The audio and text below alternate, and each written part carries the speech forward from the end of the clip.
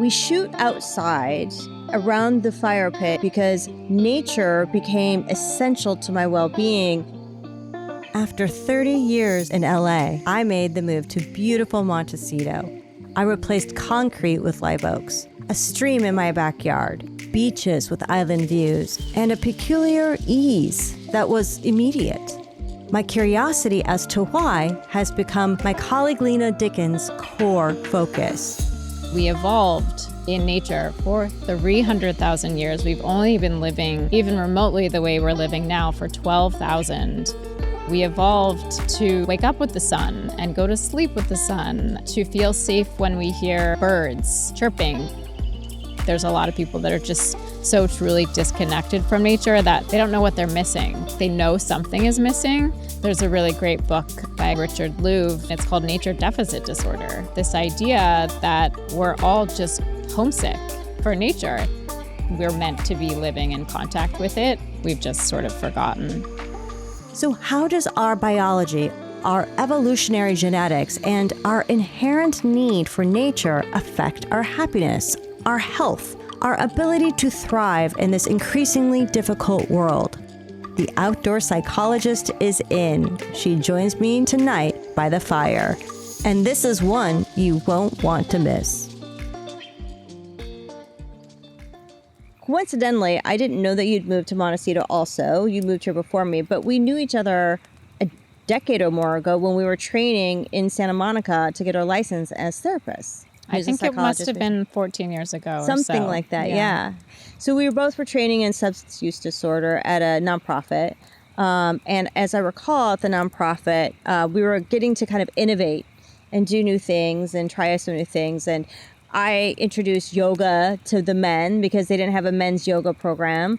And you introduced surfing for addiction. And that kind of began your introduction to the importance of nature in psychology.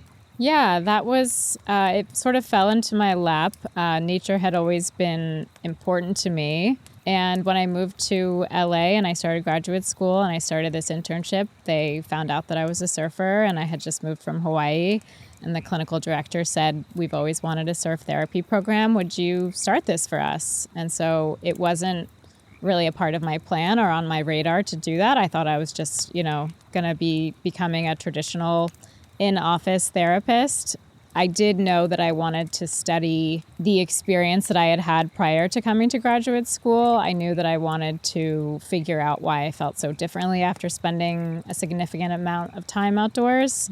But the creation of the surf therapy program and then the creation of the outdoor psychologist more recently sort of felt like an organic thing that just was kind of always meant to be.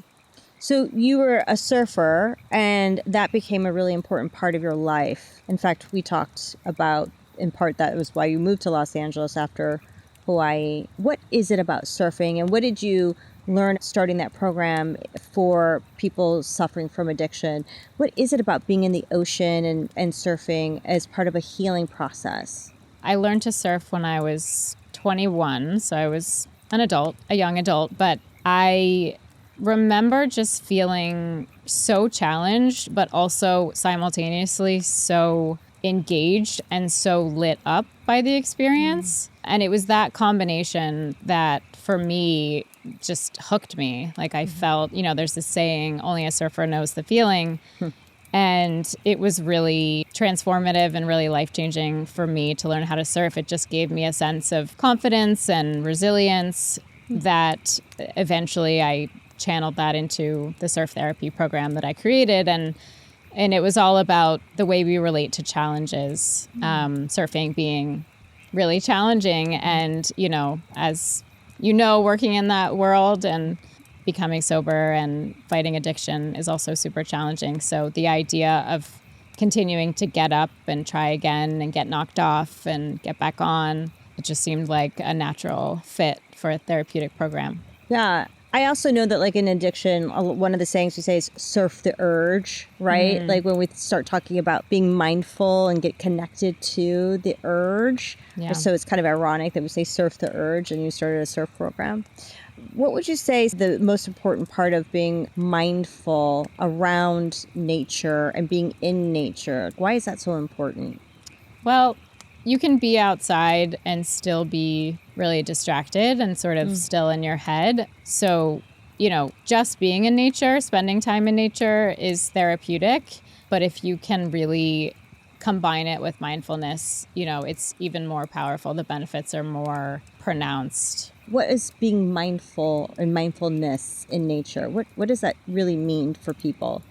Well, it's really about getting present. And one way that I help people do that is to do a 5 senses meditation. So to listen, right? What do you hear right now? There's, a crazy amount of frogs and crickets behind us right now. And what's the temperature of the air right now? Do you feel the fire? Do you feel the breeze? What do you smell? I can smell the flowers that are 20 feet away. So that sort of thing is getting mindful and being present in nature. And when we talk to clients about being present, how do you describe why that's important? Well, our minds, love to live in the past and love to ruminate about what may or may not happen. And so the present is really, truly the only reality that exists. It's a really powerful experience to be in the moment because that's where life is actually happening. The rest is just your mind replaying what has happened or what may or may not happen. And none of that is happening right now. Yeah, and we start searching for answers because we're not rooted and grounded, taking into your point about the senses and what's around us, and especially in nature. It's a really great place, to your point earlier. I'm a little curious about what's going on in nature. Like, is nature emitting? What happens when, because I can only describe my experience where it just felt at ease. Yeah.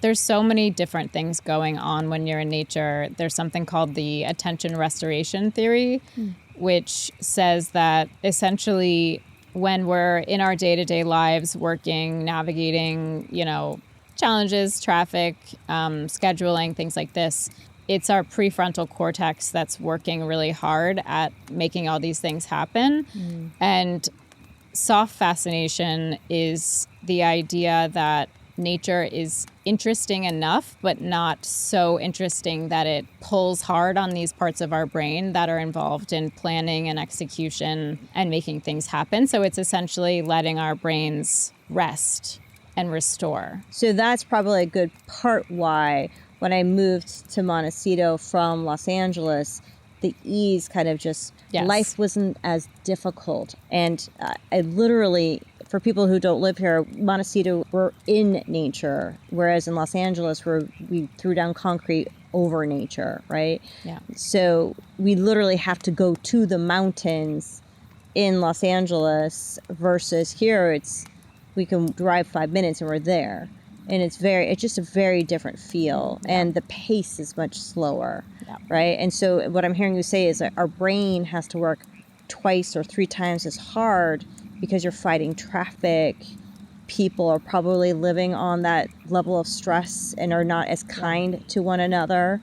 I don't know if that's your experience here. Yeah, well, I think, everybody who lives here is, for the most part, living in nature. And I think that's why people gravitate towards this area.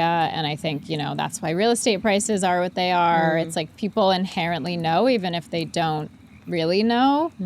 We all instinctually know that we feel best around nature and especially around water. There's a reason why human beings just naturally flock to nature. And a big part of that is this is where we evolved and this is where we feel the best.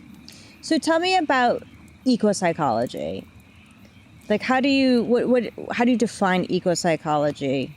So eco-psychology is essentially the human connection to nature. So essentially how human beings react to being in nature, physically, mentally, emotionally. And that goes back to this idea that we are a part of all of this, that you can't actually separate human beings from nature. It's just really a series of shifts that have happened over time that have separated us sort of one step at a time. And, we can get into the history of that if you want to. But eco-psychology was technically coined by a man named Theodore Roszak in the 90s. And he thought that there was an ecological unconscious that we all have, which is sort of this inherent connection to nature that we, over time have sort of forgotten about. He also believed that nature is a right and not a luxury, that all human beings, deserve to be in nature and should really be in nature, which I certainly agree with. Yeah. Yeah, it's interesting. My partner and I were talking about it. He loves to, plant and be in the dirt. And we were talking about how, a lot of times people think that that's gross.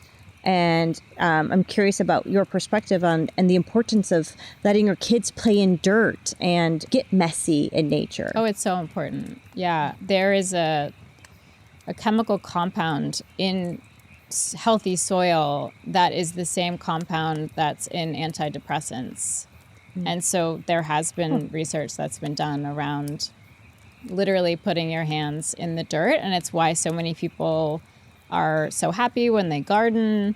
I was recently reading a study about how Finland replaced all of their rubber and synthetic playground. Like, how things are like on the floor. Sure. It's like often rubber and kind of bouncy material. They replaced it all with just like natural materials, dirt, mulch, that sort of thing. And kids' immune systems improved dramatically. Wow. And again, it just all comes back for me to this really obvious thing, which is we evolved in this over 300,000 years and we're meant to be living in contact with it. We've just sort of forgotten.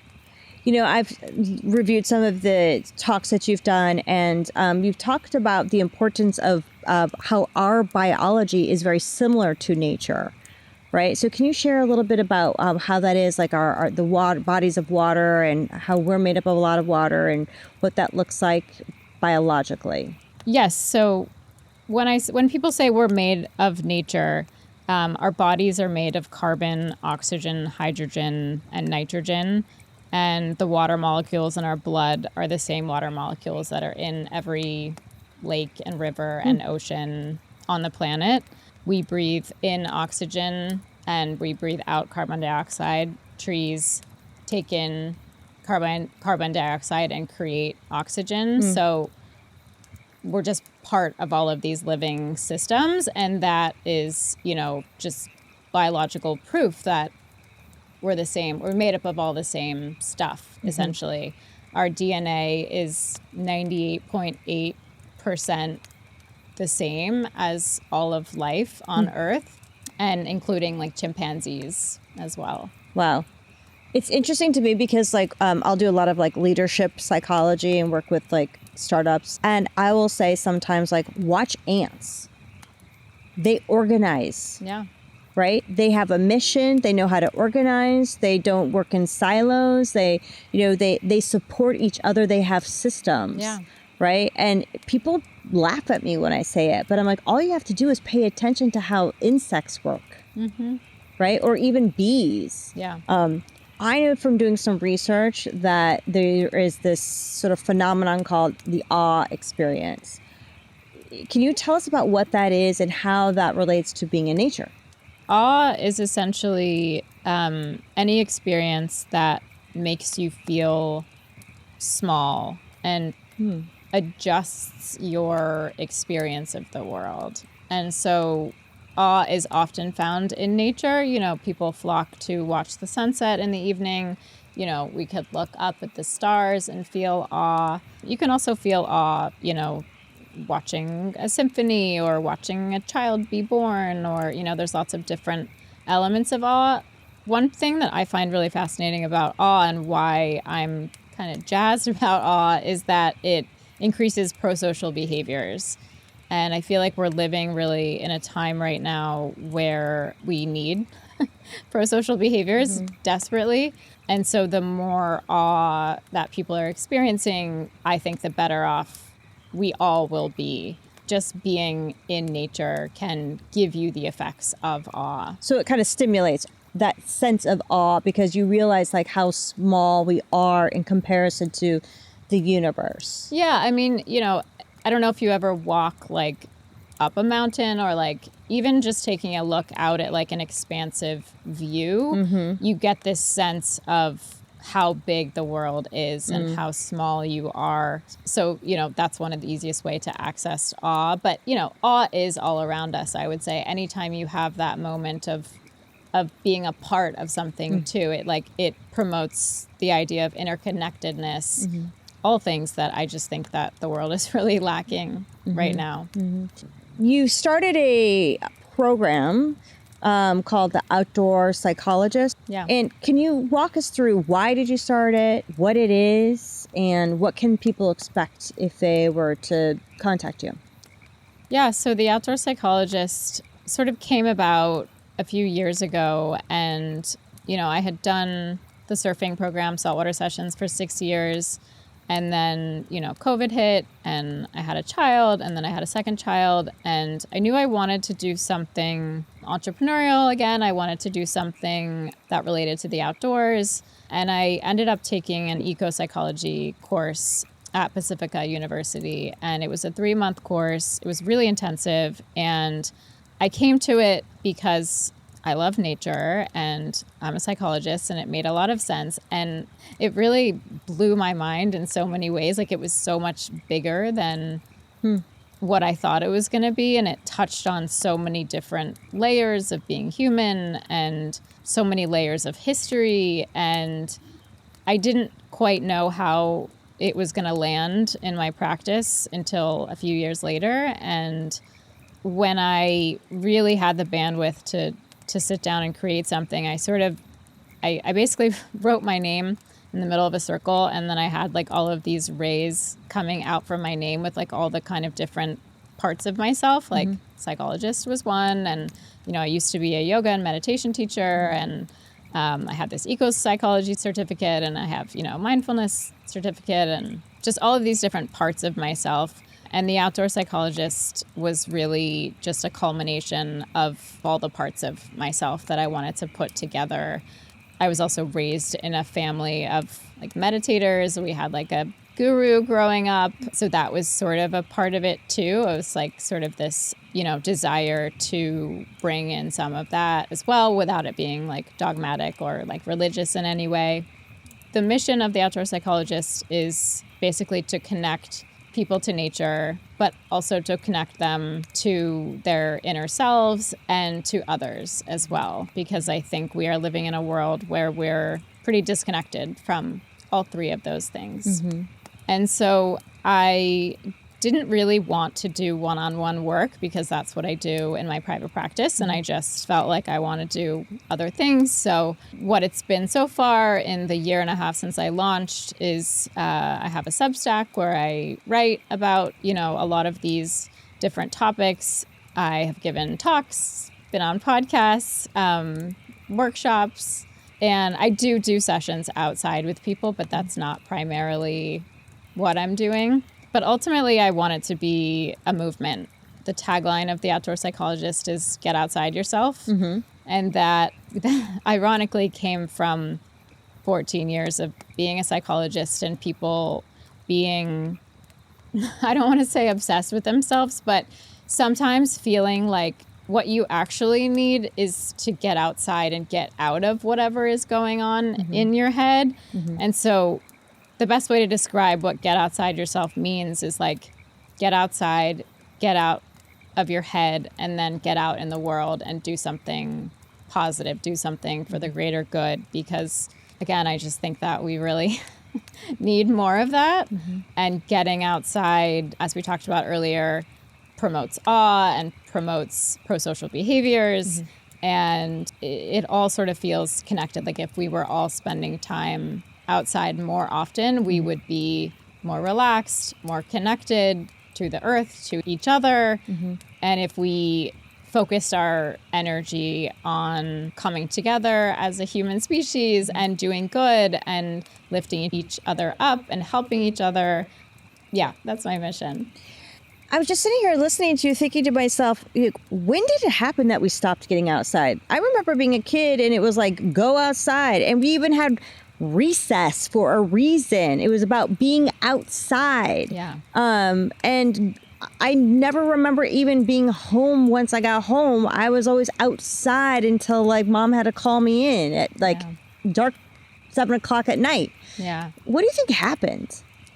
Well, technology for sure. And then I think also there's sort of a culture of the world not being safe, you know? I think a lot of parents, years of reading the news and kids disappearing, and we sort of shuttered our doors and windows. And for many years, I think screens were sort of thought of as neutral and like, oh, wow, we've got these great things and these iPads and kids can play educational games and there's educational shows. And I think over time, just everyone kind of migrated indoors. I mean, people still spend time outdoors, and especially like here where we live, kids spend a lot of time outdoors. But as a culture, we don't value the outdoors, I think, overall. You know, people do, individual people do. And depending on where you live, you know, people who live in, say, Colorado are much more likely to be spending time outdoors. Yeah, I mean, if you want to talk about the history of our disconnection from nature, it starts a pretty long time ago. Well, I welcome that. Yeah. Let's talk about that. Yeah, so for 300,000 years, we were hunter-gatherers. And during that time, we were living outside. We were teaching our children about water sources and animal behaviors and weather patterns and migrational patterns. And it's not to say that like that was an easy time to be alive, because I'm sure it wasn't, but it was just really different in terms of our connection with nature. We thought of ourselves as a part of nature at that time. We thought of animals as like relatives, and we thought of ourselves as sort of on a similar playing field, which is so different than like now we think about like, you know, humans are just like obviously the exceptional. Survival of the fittest is what a lot of people think, for sure. Yeah. And so about 12,000 years ago, the agricultural revolution really changed everything. And people started drawing lines around land and saying, this is mine, and deciding which plants and animals they were going to cultivate. And nature became a commodity for the first time. People started thinking about themselves and their families and building wealth. So that shift was really monumental. And then there was other shifts going on, philosophical shifts. Like Aristotle was talking about how man was above animal and man was above woman and thought was above feeling. And all of these things, you know, these ideas were spreading like wildfire around the world. Rene Descartes was a French scientist, and he notoriously thought about animals in this really like machine-like way. He famously would operate on animals when they were alive. And the way he described their cries was like a watch that you had taken apart that was just going like clang, clang, clang. Oof. And so, you know, these are really important thinkers of the time. And you can imagine how somebody who's saying animals don't have feelings, they don't have a soul, how does that relate to how we do agricultural things today? Like, how does the meat industry function? And you can see the roots of that. And then, of course, the Industrial Revolution just kind of furthered all of those things. Nature became a place that people visited on the weekends. Everybody moved to the city, and we went to nature when we had free time. And that's kind of how it is today. Like, if you live in a city, you work all week and you spend, you know, the majority of your time indoors between your house and your car and your job. 93%, to be exact, is how much time people are spending, Americans are spending. Ridiculous. And, you know, when you have free time, like maybe in the evening or maybe on the weekend, that's when you go to nature. And so to me, all of these shifts have just been shifts away from living in harmony and in contact with nature. Yeah, I'll just say that it's fascinating to me that I think when I got my first dog, he became like a child to me in that, someone that you care for, and they become the reason to go home.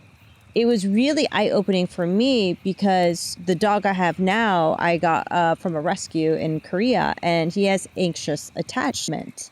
And for those who might be watching, that's about how you either attach well or not attach well to like a mother or a father figure, right? And obviously he was not attached to a primary caregiver.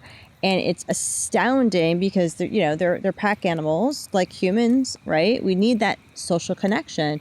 And so for me, having animals alone helped me to understand the importance of how connected we are to animals and how so very similar we are, even just from like an attachment perspective of how they need to be cared for too. They need to be part of something bigger than just themselves. And that's really what you're describing here, is being bigger, a part of something bigger than yourself. Yeah. And there's no better place to do that than, as you so eloquently described, like our own biology is similar to everything around us. What do you say to people who are still questioning, well, we are the dominant, we are the human, we are the intellect, and this nature thing is not that important. This whole climate thing is not that important. I say probably just like look at society. Does it seem like we're thriving as a whole? And I would not say that we are. I mean, just look at the rates of anxiety and depression and loneliness. If somebody is skeptical, I would challenge them to go take a walk with me, to go spend some time outside. And sometimes, a lot of people have discomfort around the outdoors if they didn't grow up spending time outside. Like, some people are like, bugs or hot, sticky weather. And I fully acknowledge that we live in one of the most idyllic places for being outside, in the whole world probably. So we certainly have it easy here and have access to nature in a way that I think most people don't. But that doesn't mean that you can't get out and take a walk outside. And it doesn't mean that you can't spend time in a park or even like just stand in the sun for a few minutes in the morning and sort of feel the light connect to your body and the warmth.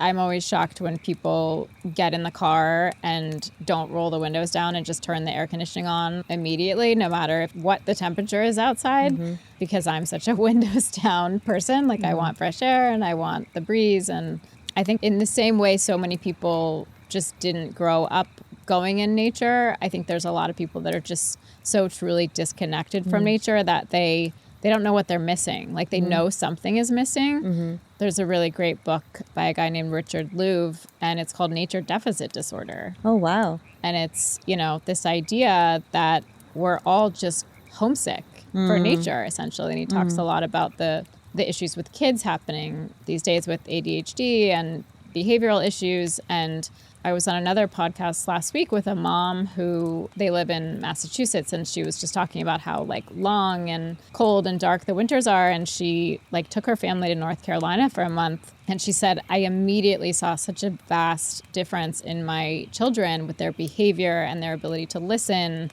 and their ability to sleep. Wow. And, again, we evolved in nature for 300,000 years. We've only been living even remotely the way we're living now for 12,000.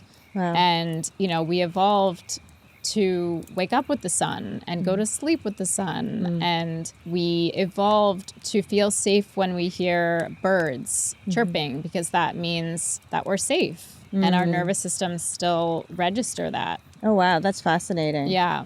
So, to anyone who's skeptical, I would just say you just need to get outside. Yeah. I will suggest to clients who are starting to feel burnout, right, or starting to feel either anxious or depressed, we've got to slip some nature in, right? Even if it's just 30 minutes in the middle of the day, get outside and take a walk, leave your phones behind. And it's so hard for them because they're always thinking, I've got to get more work done, or so-and-so is calling me and they need me. And I don't know what you would say to someone who is so deeply resistant to putting away the work to get in nature? I would be curious about their addiction to work. Good point.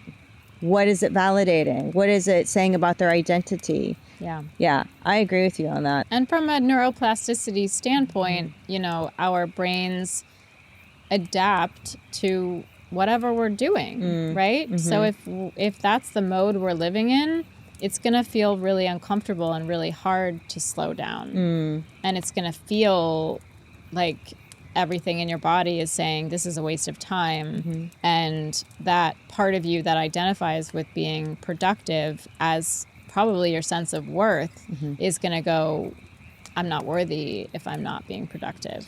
And now that we're looking at AI coming on to the scene, that becomes an even bigger concern around their worth if their roles are no longer valid. Oh, yeah. I mean, one of the things that is really cool about you is that you've lived in Hawaii.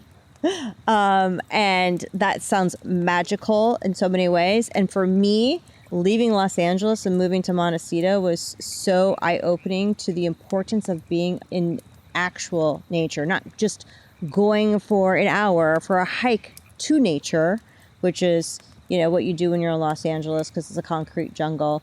Moving to Montecito for me and being in nature, even as a clinician, walking outside with the 10 minutes I have between each client and just breathing in the fresh air, getting the vitamin D has been game changing for my mental well-being. I'm curious about what it's been for you, what it's been for your family.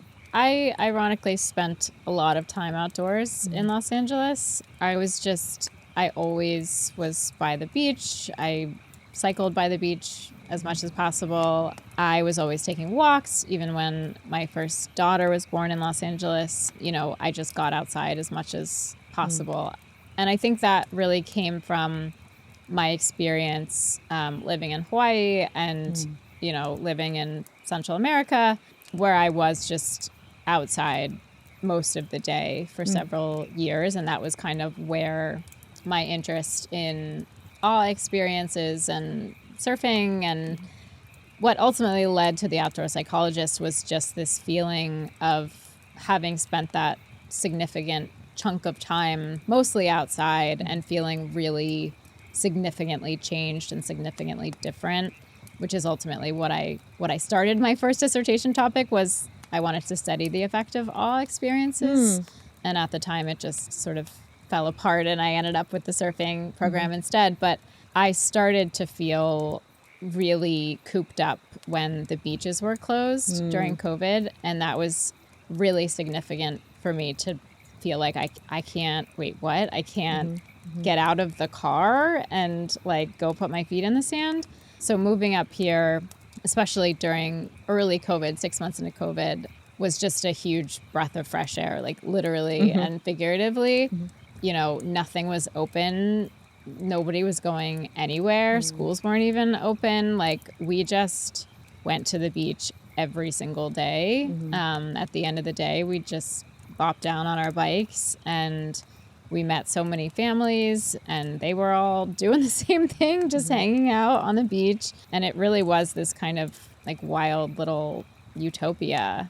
And I miss that time. Like it was special. Like there wasn't a lot of the like normal things that you struggle with like socially, or there wasn't really like any comparison. It was just like everybody hanging out like in nature and sort of in this sustained period of awe. So it was just a breath of fresh air to move up here. We talk a lot about like going to the beach, right? And I feel very blessed that we can. But it's also the creeks in our backyard, right? And hearing the noises that we hear and just walking down to the creeks and discovering and hopping across the rocks, right? To the and picking the little wildflowers that are growing. It's being around a body of water. It's being able to go up to the mountains, which is 5 minutes away, or the beach, which is just a few minutes away as well. Or for other people, maybe in the Midwest, it's like the lakes. It's being able to just find their awe wherever they are. But I am curious about the idea of, is all nature created equal? I grew up in the Midwest, heavy agriculture. You talked about how the world changed when agriculture came on the scene. So, I don't know if they get to experience nature the same way you're describing it. Yeah.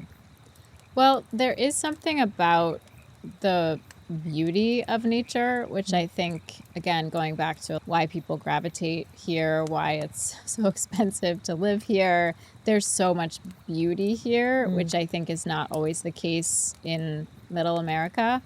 Where I grew up, it was rolling hills and lots of trees. But, in the middle of winter, it was like none of the trees had leaves and it was kind of barren. And I think there is something really special and unique about certain places where, there's bright bougainvillea flowers everywhere and the blue ocean and green trees year round. There's something about beauty that inherently makes us feel safe. And I think that's some of what we have here, and not just here, but to answer your question, I think it's not necessarily all created equal. Yeah, I would agree with that. But, there are other places that have different types of beauty and different types of nature that I think elicit different feelings. There's something calming and relaxing about this area of California. And then there's something different about like Arches National Park.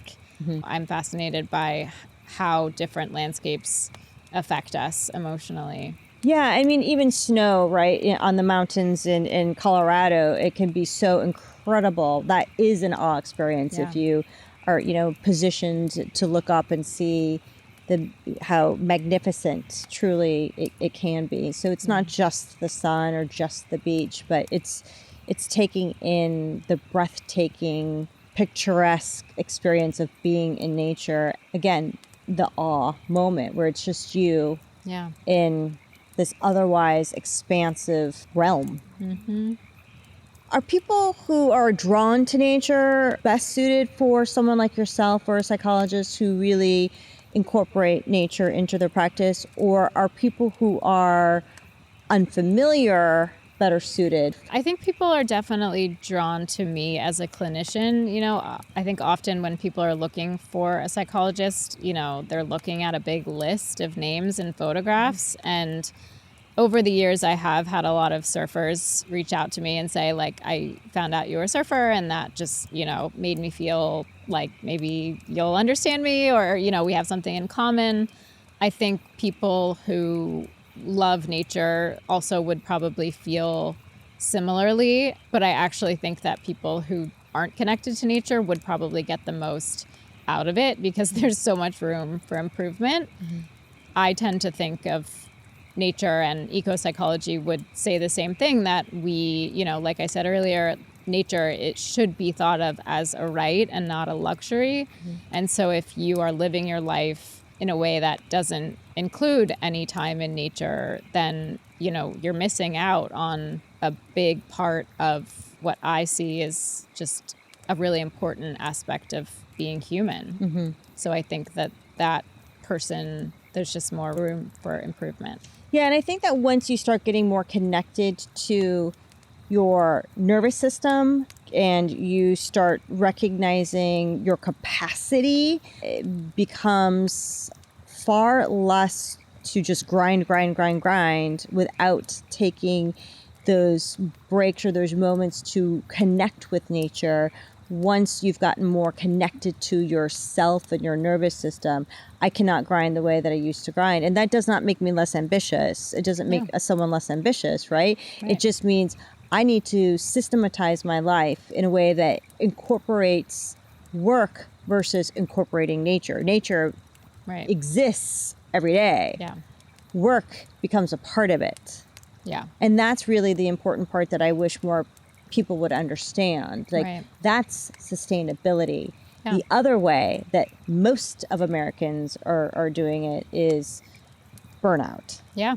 Right. And it's kind of, again, it's sort of an addiction to work and an addiction to being productive, and how your self-worth is tied up in all of that, who you are and your sense of self. And Thank you for joining me by the creek and around the fire pit. And it's great to see you. My pleasure. Thanks for having me. Yeah. Thank you so much for taking the time to watch and listen. It helps me a lot if you subscribe to our channel here and look out for future episodes on YouTube, Spotify, Apple, or wherever you get your podcasts.